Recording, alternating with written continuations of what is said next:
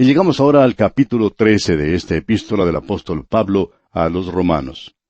Continuamos aquí hablando sobre el servicio de los hijos de Dios. Veremos más adelante que el creyente es un ciudadano del cielo, pero también está en el mundo donde asimismo tiene su ciudadanía. Tenemos entonces una responsabilidad doble. Si hay algún conflicto, nuestra responsabilidad es para con el Señor en los cielos. El Señor Jesús dejó esto bien en claro. Si usted recuerda, un día le trajeron una moneda. En realidad, Él les había pedido una. Ahora, ¿sabe por qué tuvo que pedir esa moneda? Creemos que por dos razones. Él quería usar lo que ellos tenían. Y en segundo lugar, no creemos que Él tuviera una moneda en su bolsillo ese día. Él no tenía mucho cuando se encontraba aquí abajo en este mundo. Cuando le mostraron la moneda, Él les preguntó, conforme lo leemos allá en el capítulo 22, del Evangelio según San Mateo, versículos 15 al 22, el Señor preguntó, ¿de quién es esta imagen y la inscripción? Le dijeron, de César. Y les dijo, dad pues a César lo que es de César, y a Dios lo que es de Dios. Ahora los gobiernos son ordenados por Dios. Él les dio cierta autoridad. Y en el mismo comienzo de este mundo, Dios dijo, como lo leemos allá en Génesis capítulo 9, versículo 6, el que derramare sangre de hombre, por el hombre su sangre será derramada, porque a imagen de Dios es hecho el hombre. Dios le dio a los gobiernos la autoridad para quitar la vida de un hombre cuando éste ha quitado la vida de otro. Ese es el respeto de Dios por la vida humana. La vida humana es preciosa a los ojos de Dios. Nosotros no tenemos ningún derecho de quitar otra vida humana. Ahora, si usted hace eso, entonces usted tiene que estar dispuesto a entregar la suya propia. Quizás sonemos como bárbaros al hablar así, especialmente a muchos de esos jueces con corazones tiernos y tiernas cabezas que hoy en día están tratando de abolir la pena de muerte. Y cuando dejamos a un lado la pena de muerte, los crímenes se multiplican.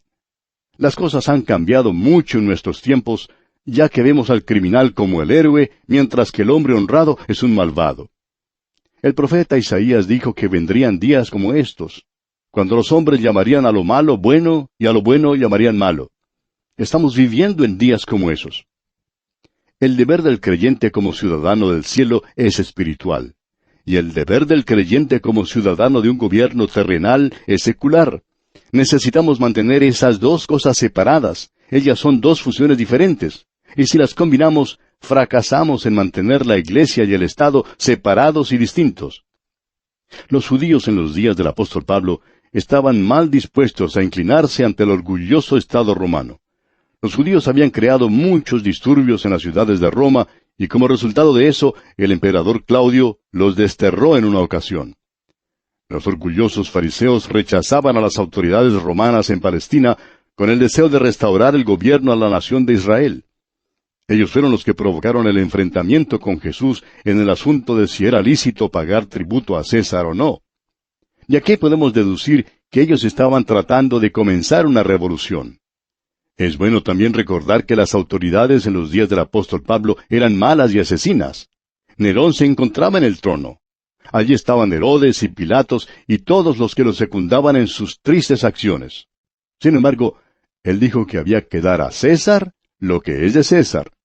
Escuche ahora lo que dice el apóstol Pablo en el primer versículo de este capítulo 13 de su epístola a los romanos. Sométase toda persona a las autoridades superiores, porque no hay autoridad sino de parte de Dios, y las que hay, por Dios han sido establecidas. Usted y yo, amigo oyente, debemos obedecer las leyes de nuestra patria. Los creyentes tienen que ser ciudadanos que obedezcan a las leyes. Usted no puede hacerme creer que puede continuar con la violencia y la desobediencia de nuestros días, y decir también que es un hombre o una mujer que pertenece al Señor Jesucristo. Usted no pertenece a Cristo si toma una posición como esa, amigo oyente. Estamos diciendo la verdad porque tenemos que ser personas que obedezcamos las leyes de la nación, aun cuando pensemos que ellas son injustas. Tenemos que someternos a las autoridades por la simple razón de que ellas han sido ordenadas por Dios. Es verdad que los reinos de este mundo están bajo el poder de Satanás, y que en todos los gobiernos existe la injusticia y la corrupción, como lo podemos ver en cada uno de nuestros gobiernos. Sin embargo, Dios tiene el control de todo. Creemos que la historia es el relato de cómo los gobiernos prosperaron con pompa y orgullo por un tiempo y luego fueron tornados en ruina y escombros. ¿Por qué? Porque entraron en periodos de anarquía y el gobierno se hizo corrupto. Y cuando hizo eso, Dios le puso fin. En otras palabras, Dios todavía está reinando en este mundo, amigo oyente. Él no está alterado por lo que está ocurriendo en este mundo. Él no está, por decirlo así, comiéndose las uñas, preocupado por el hombre y sus gobiernos que están aquí abajo. Usted recordará que cuando murió el rey Usías de Judá, cuando el gobierno parecía estar desintegrándose, esto tenía al rey muy perturbado. Usías había sido un buen rey, pero estaba desilusionado y desanimado. El profeta Isaías creía que las cosas irían de mal en peor. Entonces se fue al templo, el cual es un buen lugar donde ir, especialmente en días como los que estamos viviendo nosotros, y al entrar en la presencia de Dios, vio al Señor sentado sobre un trono alto y sublime. En otras palabras, amigo oyente, Dios no había renunciado. El rey Usías había muerto, pero Dios no. Dios estaba todavía sobre el trono. La lealtad del creyente es hacia ese trono, y su relación a los gobiernos de esta tierra es una de sumisión. Así es, y usted no puede escaparse de esa responsabilidad. Veamos ahora el versículo 2 de este capítulo 13 de la epístola del apóstol Pablo a los romanos. De modo que quien se opone a la autoridad, a lo establecido por Dios resiste, y los que resisten acarrean condenación para sí mismos. La norma presentada en el versículo 1 puede ocasionar muchas preguntas, pero que son contestadas y ampliadas en los siguientes versículos. Este versículo 2, entonces, parece excluir toda posibilidad para que un creyente tome parte en una rebelión o revolución contra el gobierno. ¿Qué le parece eso? El doctor Stiffer cita el ejemplo que hombres como Cromwell y Washington fueron cabecillas de revoluciones. Pero él no ofrece ninguna solución. No estamos seguros de tener una, pero vamos a hacer el esfuerzo. El creyente se ha opuesto a los gobiernos malos y ha apoyado a los gobiernos buenos, en la teoría de que los últimos son establecidos por Dios. El creyente es partidario de la ley y el orden y contra la desobediencia. Es partidario de la honradez y la justicia y está en oposición de la corrupción y la injusticia. En los grandes momentos de crisis en la historia, como los que tenemos ahora, el creyente tiene decisiones muy difíciles ante él. Queremos darle nuestro punto de vista y creemos que coincidirá con la historia. En estos últimos días, la desobediencia está en su apogeo. El creyente tiene que oponerse a ello y no tiene que formar parte alguna de esta manera de ser. Aun cuando sea su propio gobierno. Tenemos que tener cuidado con aquellos que dicen que para mejorar el gobierno hay que cambiarlo. Usted recordará que Juan el Bautista fue decapitado por Herodes. Jesucristo fue crucificado bajo Poncio Pilato. Santiago, el hermano de Juan, fue muerto bajo la espada de Herodes, y Pablo fue muerto bajo el poder de Nerón. Y aun con estas cosas, Pablo nos dice aquí, de modo que quien se opone a la autoridad, a lo establecido por Dios resiste, y los que resisten acarrean condenación para sí mismos. De modo que el cristianismo nunca llegó a ser un movimiento para mejorar el gobierno o ayudar a la sociedad o limpiar la ciudad. El Evangelio es el poder de Dios y la salvación del individuo. Y Pablo nunca anduvo predicando o hablando sobre las malas condiciones en que se encontraban las cárceles romanas. Y no era por falta de conocimiento, porque casi en cada una de las ciudades que le tocó visitar fue a parar a la cárcel. De modo que él tenía un buen conocimiento de las cárceles y prisiones romanas. Al visitar una de esas cárceles en Roma, uno siente claustrofobia. Ahora uno puede visitar esos lugares y puede salir si el lugar no le agrada o le hace sentirse mal, pero Pablo no podía salir de allí. Allí lo detuvieron en lugares tan húmedos que él tuvo que escribirle al joven Timoteo, por ejemplo, que le trajera una capa con la que pudiera abrigarse. Es muy difícil poder decir hoy que hay que obedecer a un gobierno corrupto. Hay muchas personas en estos días que hacen cualquier cosa para hacerse propaganda a sí mismos. Algunos hasta se ponen a izar la bandera y a cantar el himno nacional para poder llamar la atención de la gente, ya sean ellos políticos o predicadores. Podemos apreciar fácilmente que hay corrupción en los gobiernos de las naciones. Uno puede ver a miembros del gobierno y a algunas personas muy ricas que tienen cargos poderosos que nunca pagan un centavo de impuestos, mientras que algunos que han sido jubilados tienen que buscar en cualquier lugar el dinero que les hace falta para poder pagar los impuestos suyos. ¿No le parece a usted, amigo oyente, que esto demuestra el grado de corrupción al que han llegado nuestros gobiernos? Y eso abarca todas las esferas, desde el más alto funcionario hasta el menor.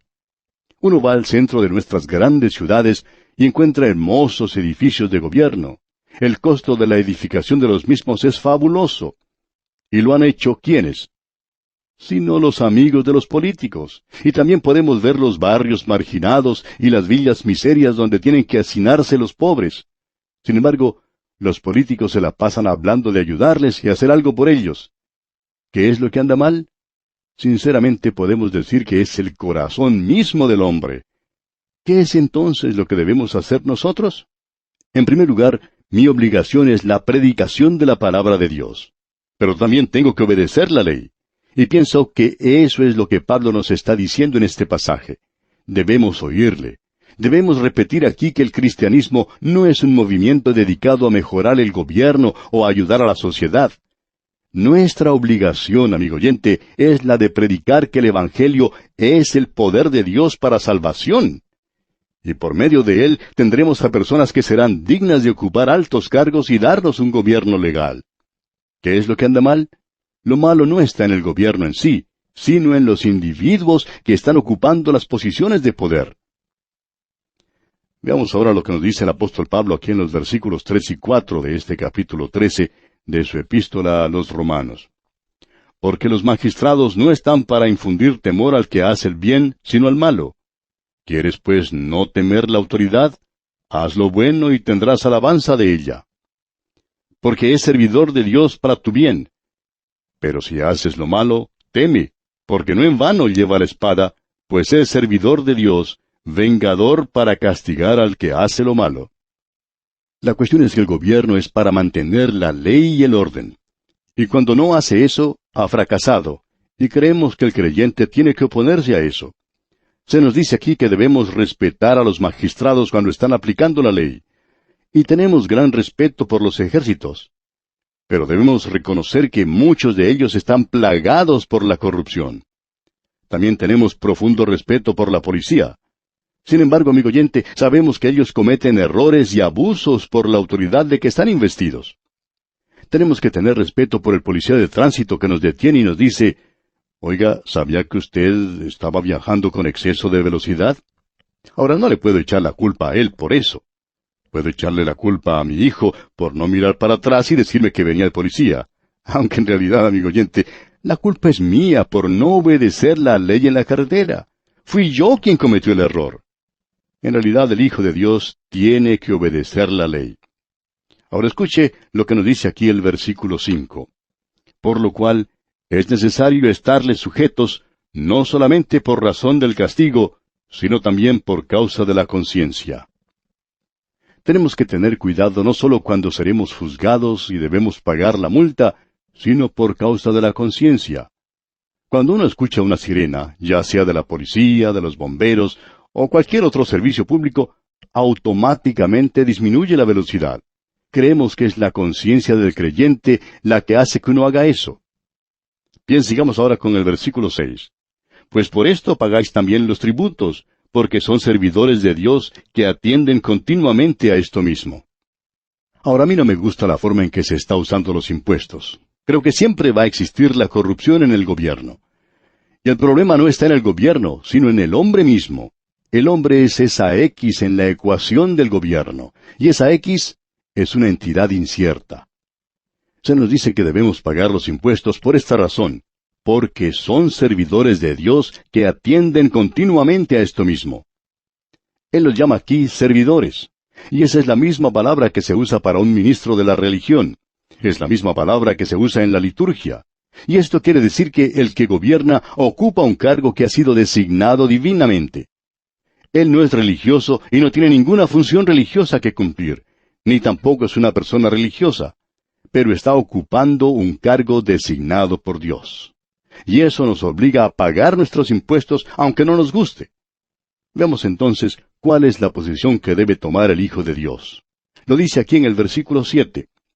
Pagad a todos lo que debéis, al que tributo, tributo, al que impuesto, impuesto, Al que respeto, respeto. Al que honra, honra. Creemos que es nuestro deber respetar la policía. Tenemos que respetar a los que usan uniforme porque representan la autoridad. No creemos que debemos burlarnos del presidente de la nación, ni del gobernador del estado o la provincia donde vivamos.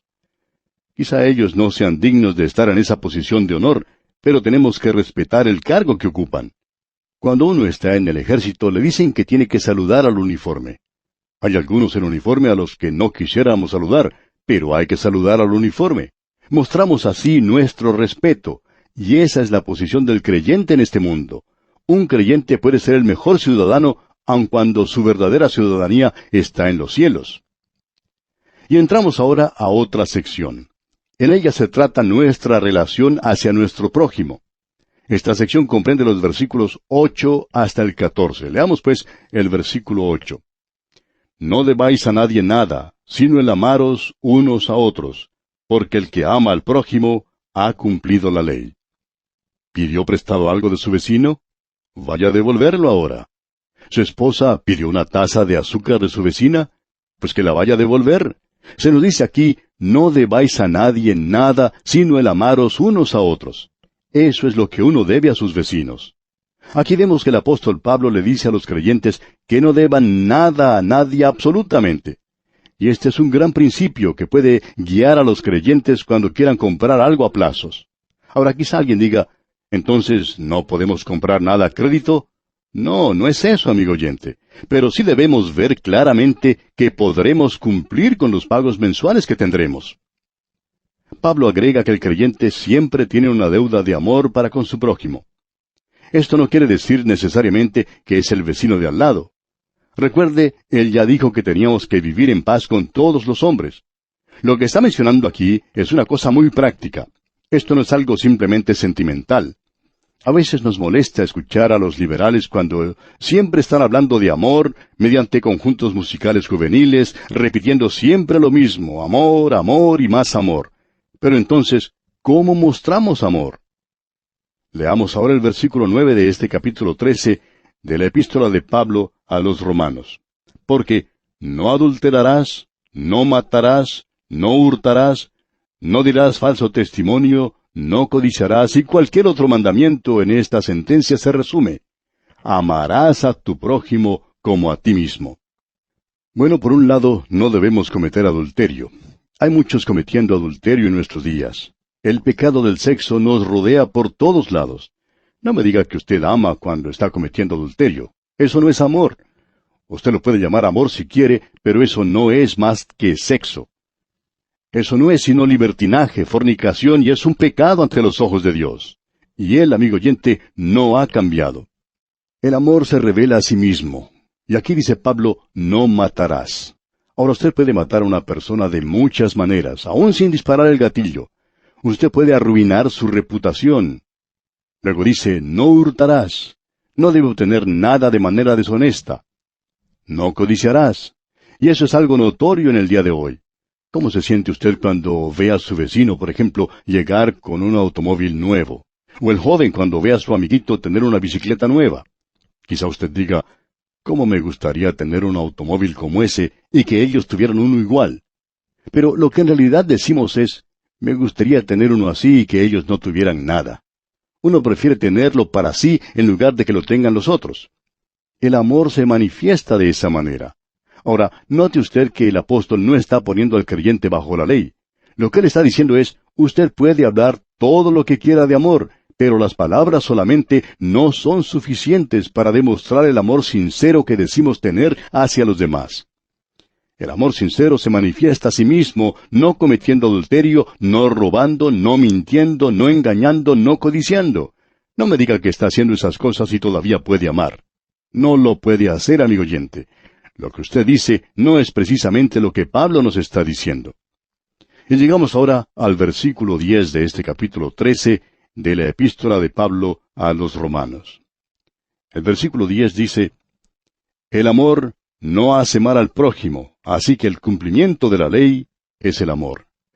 En la primera parte de este versículo el apóstol Pablo nos muestra el lado negativo del amor, es decir, que uno no le hace daño a nadie, pero muestra el lado positivo, en la segunda parte. Continuando nuestro estudio en el capítulo 13 de esta epístola a los Romanos, leamos hoy los versículos 11 y 12.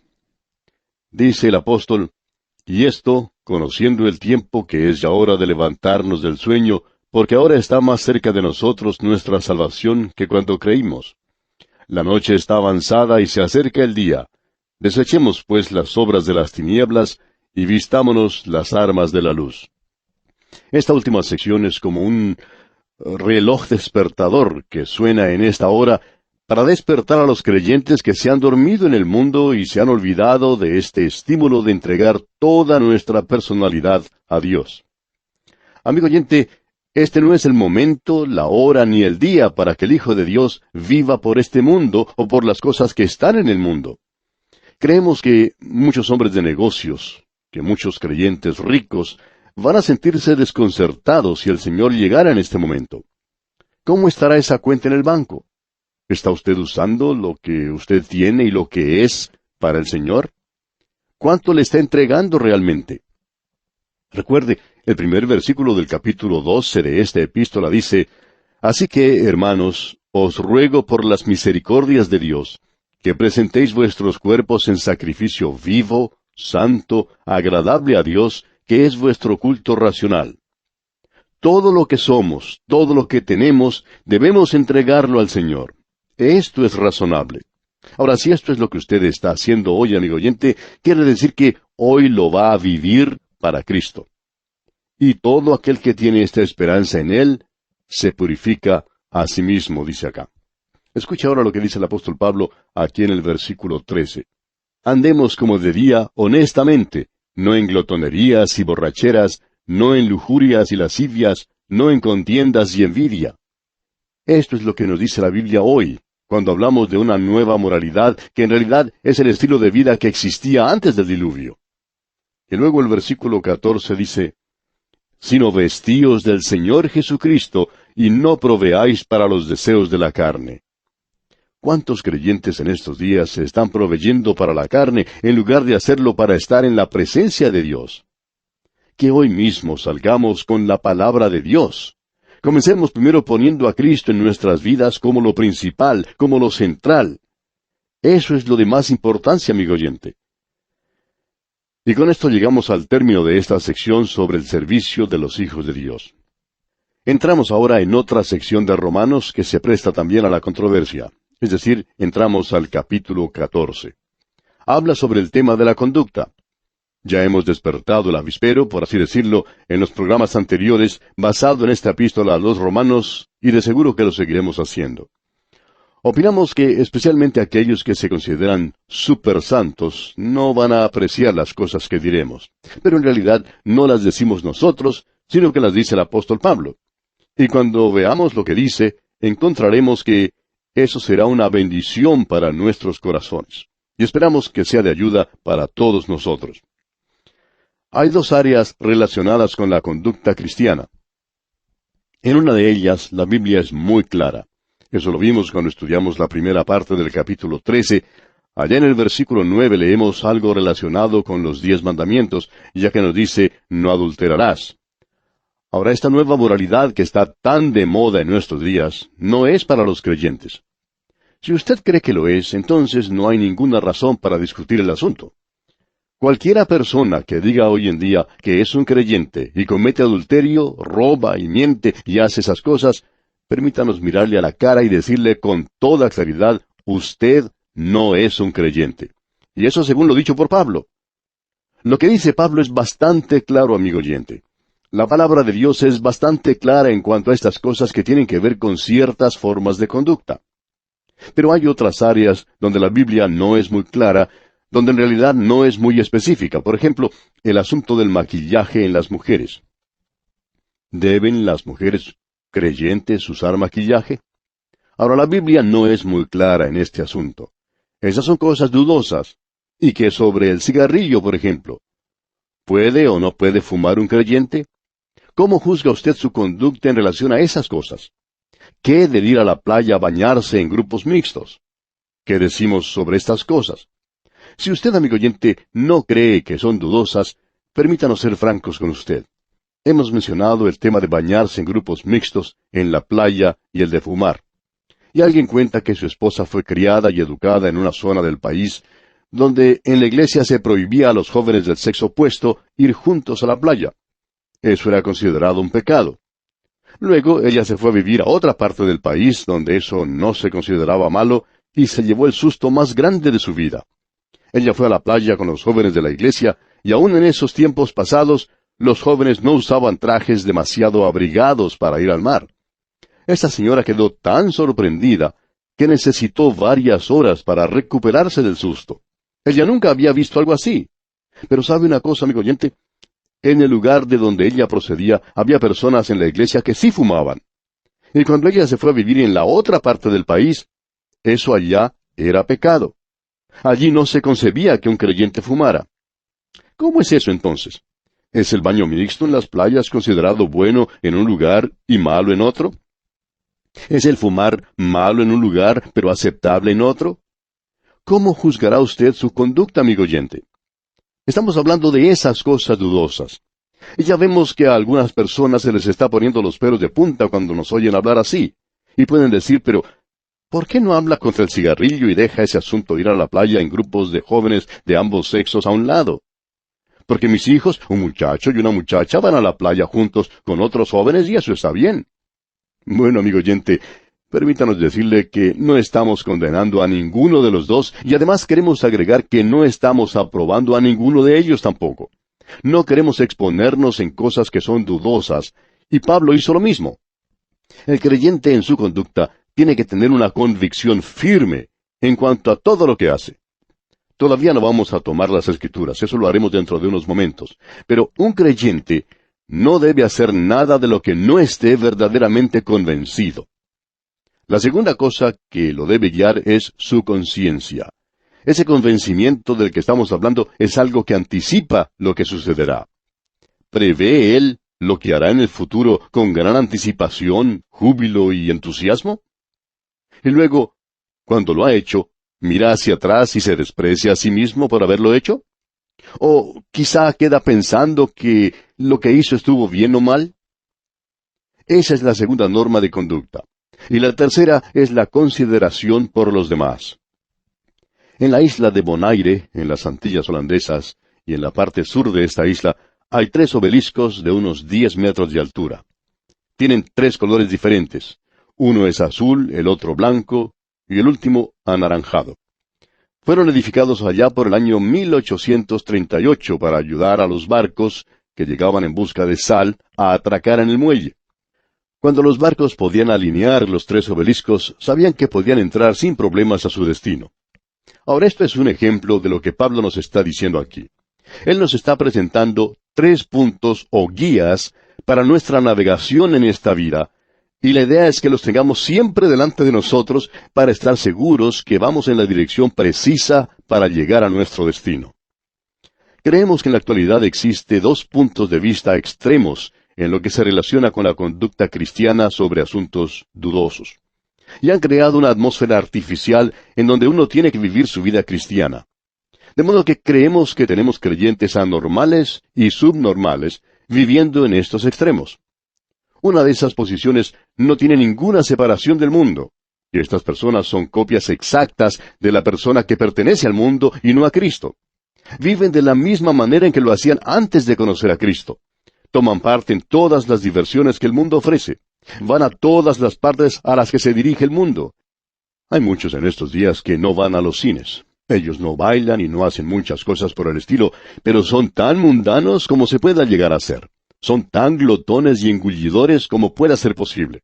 Nunca se emborrachan, pero comen hasta hartarse. También hablan demasiado. Son los chismosos más grandes que jamás se pueda encontrar. Viven tal cual viven los del mundo y actúan de la misma manera. Es por esto que el apóstol Pablo nos dice allá en su carta a los Filipenses, capítulo 4, versículo 8, que debemos buscar las cosas que son mejores. Veamos lo que nos dice allí. Dice el apóstol, por lo demás, hermanos, todo lo que es verdadero, todo lo honesto, todo lo justo, todo lo puro, todo lo amable, todo lo que es de buen nombre, si hay virtud alguna, si algo digno de alabanza, en esto pensad. Dígame ahora, amigo oyente, ¿cuáles son las cosas en las cuales usted piensa? Su pensamiento tiene que tener una influencia en su vida práctica, en su conducta. Nadie ha cometido algún crimen sin haber pensado en él de antemano. Eso es premeditación. Y eso es lo que se considera un asesinato. Es un homicidio sin premeditación si ocurre en un accidente. El asesinato es algo planeado, es premeditado. Hemos descubierto que muchos creyentes piensan mucho en alguna cosa antes de llevarla a cabo. Esta actividad es realizada por un gran número de aquellos llamados creyentes. Pablo parece preguntarse si en realidad eran creyentes debido a la manera de vivir que tenían. Los creyentes tienen que estar separados. Pero ese es otro extremo. Esa es la posición opuesta a la que hemos estado mencionando. Este otro grupo ha llegado a ocupar una posición extrema, pero en la otra dirección. Han reducido la vida cristiana a una serie de pensamientos negativos. El apóstol Pablo ya había hablado de esta clase de gente y nos da una breve indicación de lo que dicen en el versículo 21 del capítulo 2 de su carta a los Colosenses, donde dice, tales como no manejes, ni gustes, ni aun toques, en conformidad a mandamientos y doctrinas de hombres. De esa clase de gente nos está advirtiendo el apóstol Pablo. Siempre tenemos cierto temor de la persona que es demasiado separada, que no maneja, ni toca, ni gusta. Esta gente se regocija en la salvación por gracia y la liberación de los preceptos de la ley. Sin embargo, inmediatamente fijan otra serie de mandamientos que son egoístas, concentrados en sí mismos, críticos y muy orgullosos. Estos son los que Pablo llama débiles en la fe. Ellos son los que se han separado. Ahora permítanos darle una pequeña ilustración que puede aclarar lo que estamos mencionando. Una creyente nos dice, he sido creyente por varios años, y hasta hace poco tiempo podía dar un maravilloso testimonio sobre mi salvación. Pero últimamente me siento tan muerta que me parece que el Señor Jesucristo está por allá arriba, bien lejos, y yo por acá abajo. Tengo todas las virtudes negativas de un cristiano. No fumes, no bebas, no juegues a los naipes, no vayas al cine, no uses maquillaje, todo eso. Pero todas estas cosas no hacen feliz a un creyente. Mis amigos me dicen que me estoy haciendo una amargada y yo no quiero que eso suceda. Antes de llegar a ser creyente, yo era muy ambiciosa y trabajaba mucho en las cosas en las cuales yo tenía interés. Pero ahora me pregunto, ¿para qué? El mundo va de mal en peor. Todo se está encaminando hacia un desastre, y la única esperanza es esperar el regreso del Señor Jesucristo. Hasta aquí lo que dice esta creyente. Como puede ver, amigo oyente, esta persona está en una terrible situación. Usted se puede dar cuenta también lo separada que está, pero esta separación no le traerá gozo a su vida. Entonces, el creyente tiene que encontrar una posición entre los dos extremos mencionados, donde pueda andar y vivir y moverse y tener su existencia. Ese es el derrotero por el que tenemos que dirigir nuestra nave en el mar de nuestra vida.